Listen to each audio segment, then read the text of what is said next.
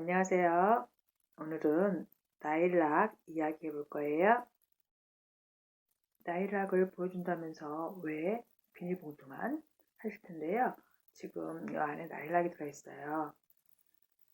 나일락을 사왔는데 나일락이 뿌리파리가 나오는 것 같아서요. 지금 도망가지 못하도록 비닐로 꽁꽁 묶어놓은 상태예요. 그래서 뿌리파리가 나오면 이렇게 잡아주는 거죠. 지금 그래서 얘를 빨리 분갈이해야 될 것 같아요. 뿌리파리는 알에서 애벌레로 그리고 번데기로 성충으로 성장해요. 그래서 땅속에 있기 때문에 얘를 눈으로 식별하기가 쉽지 않아요. 보시면 이게 지금 뿌리파리 제가 눌러 잡은 흔적이거든요. 뿌리파리가 땅속에서 올라올 때 날개가 살짝 젖어진 상태니까요. 얘를 말리면서 서서히 올라와요. 그래서 저는 비닐봉지에 담아서 걔가 올라올 때 눌러서 죽이고 있는 거예요. 이 방법을 사용하실 때는요. 흙이 좀 마른 상태에서 사용하셔야 돼요. 안 그러면 비닐이 통풍이 안 되기 때문에 뿌리가 물릴 수 있어요. 그리고 그늘에서 하셔야 되고요. 비닐봉투도 좀 큰 걸 사용하셔서 화분이 공기순환이 좀 될 수 있게끔 할 수 있는 게 좋아요. 그렇다고 공기 구멍을 뚫으시면 안 돼요. 워낙 성충이 작기 때문에 구멍 사이로 다 날아가요. 의미가 없어요. 한 번씩 비닐을 열어서 공기순환을 해줘야 돼요. 그렇다고 이렇게 비닐을 통째로 딱 빼서 이렇게 하시면 뿌리파리가 날아가거든요. 살포시 열어서 공기순환을 했다가 다시 묶고 이 방법을 사용하는데요. 솔직히 이 방법은 조금 불편한 부분이 있어요. 그러니까 약 치는 게 제일 좋아요. 근데 저 같은 경우는 제가 비염이 너무 심해서 약에 대한 그런 게 있어서 될 수 있으면 안 치려고 하기 때문에 이 방법을 쓰는 거예요. 평상시에는 이것보다 더 큰 지퍼락 비닐봉지를 사용해요. 그래서 공기순환이 웬만큼 되게끔 유도하고요. 한 번씩 지퍼락을 살짝 열어서 공기를 순환시킨 다음에 다시 닫고를 반복합니다. 이게 하루 이틀에 끝나는 게 아니고요. 뿌리파리는 여러 날을 거쳐서 알을 낳기 때문에요. 계속 나올 수도 있어요. 흙을 댈 수 있으면 많이 털어줄 거예요. 꽃이 피어 있을 때는 식물들의 뿌리를 건들지 않는 게 좋은데요. 지금은 뿌리파리가 있기 때문에 흙을 댈 수 있는데 많이 털 거예요. 성충만 있는지 애벌레가 있는지 알 수가 없기 때문에 최대한 많이 털어줄 거고요. 이 흙을 다 턴다고 해서 많이 턴다고 해서 애벌레가 없다고 보장을 할 수가 없어요. 번데기가 있을 수도 있기 때문에 한 번씩 잘 지켜봐야 할 것 같아요. 그래도 사왔고 버리기는 아깝고 불쌍하니까 열심히 털어서 한번 키워볼게요. 나일락은 물풀의 나뭇가 식물이에요. 물풀의 나뭇가 하면 생각나시는 게 있으실 거예요. 저번 영상에 보았던 자스민 종류가 물풀의 나뭇가 식물이에요. 물풀의 나뭇가 식물들이 향기가 좋은 것 같아요.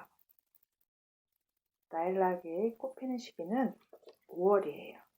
5월을 대표하는 꽃식물 중에 하나가 나일락인데요. 열매는 9월에 맺힌다고 하는데요. 저는 나일락의 열매를 본 적이 없어요.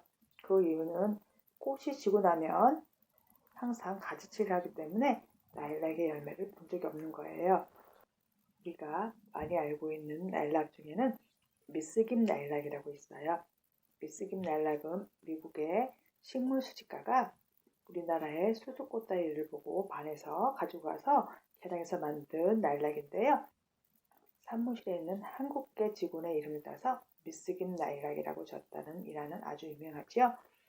우리나라의 식물을 로열티를 들여서 다시 수입하고 있는 슬픈 식물이기도 합니다. 너무 많이 털면 죽을 것 같아서 이만큼만 털고요. 우선 흙부터 처리할게요. 성충이 또 나올지 모르니까요. 흙부터 처리하고요. 흙은 비닐에 있어서 잘 버렸고요. 요즘은 날씨가 따뜻해져서 5월이 아닌 4월에도 나일락 꽃이 피는 곳이 많더라고요. 외목대로 욕심을 내고 싶어서요. 요거 가운데 한번 따줄게요. 여기가 지금 잘 보시면 양쪽으로 뿌리가 나 있어서 뿌리 가르기 해도 살 수 있을 것 같긴 해요. 살 수 있을 거란 장담을 할 수 없지만요. 실험 삼아 한번 잘라서 한번 키워볼게요. 뿌리가 있어서 살 수 있을 것 같긴 해요. 잘못 잘랐나 봐요. 양쪽으로 균일하게 잘라야 더 좋을 텐데요. 한쪽으로 좀 뿌리가 발달되고 한쪽은 덜 돼서 가운데를 자르다 보니까요. 이렇게 나눠졌는데요. 이쪽 것을 매목대로 한번 키워볼게요. 깔방이 없어서 물티슈 깔을 건데 물티슈를 이렇게 다 그냥 쓰시면 통풍이 잘 안 되는 것 같아서 저는 이렇게 최대한 늘려서 헐겁게 해서 사용해요. 물티슈 깔고 사용하실 때는요.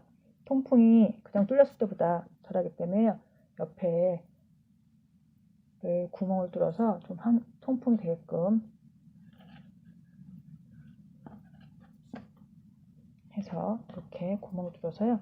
통풍이 되게끔 해서 사용하고 있어요. 뿌리에 있는 흙을 더 확실하게 털고 싶지만요.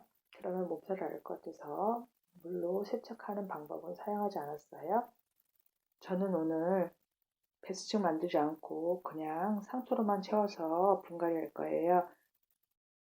원래는 배수층을 만들고 상토 흙을 채워서 분갈이 하는 게 맞는데요. 저는 뿌리 혹파리가 혹시 더 나올지 몰라서 다시 한번 분갈이 할 경우를 대비해서요. 배수층을 만들지 않고 임시적으로 분갈이 했어요. 한 번에 균형을 맞추겠다고 뽑았다 심었다 뽑았다 심었다를 반복해서 몸살을 하지 않을까 걱정이긴 한데요. 그래도 어쨌든 분갈이는 마쳤고요. 이 작은 포트의 화분은요. 아까 뿌리찍기에서 심은 화분이에요. 2, 3일 그늘에서 안정시킬 거고요. 이렇게 안정되면 요거 가지치기해서요. 외목대로 한번 키워볼게요. 라일락은 햇빛을 좋아하는 식물이에요. 그래서 햇빛을 많이 받을수록 꽃도 진해지고 이뻐지는 식물이고요. 배수층이 좋아야지만 되는 그런 식물이에요. 그래서 물 빠짐이 잘 돼야지 되는 토양에 심어야 되고요. 물주기는 겉흙이 마르면 주시면 되는데요. 꽃이 폈을 때는 조금 더 물 주는 텀을 가깝게 해서 물을 조금 더 주는 편이에요. 그렇다고 해서 물을 가수부 주시면 안 되고요. 분갈이하고 며칠이 지났는데요. 꽃이 졌어요. 꽃이 진 부분 가지치기 한번 해볼게요. 보시면 꼬투리가 말라가고 있는데요. 요 마디 정도 가지치기를 할 생각이에요.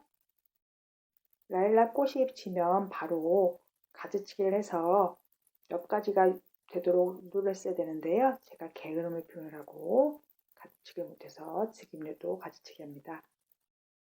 라일락의 가지치기 시기는요. 5월로 보시면 되세요. 꽃이 시들면 바로 가지치기를 하시면 되는데요. 그 이유가요. 라일락은 6, 7월에 생긴 가지에서 내년에 꽃이 피는 거예요. 라일락은 전년지라고 그래서요. 묵은 가지에서 꽃이 피는 거예요. 그러니까 올해 6, 7월에 가지가 형성이 돼서 그게 내년에 꽃이 피기 때문에요. 그 이후에 가지치기 하면 꽃눈이 형성되어 있던 가지를 잘라내는 셈이 되기 때문에요. 5월 안에 가지치기 해주시는 게 좋은데요. 6월까지는 괜찮다고 하시는 분도 있고 5월 안에 가지치기를 해야 된다는 분도 있고 그래서요. 저는 꽃이 지면 바로 가지치기 하는 걸로 그렇게 마음을 정하고 있어요.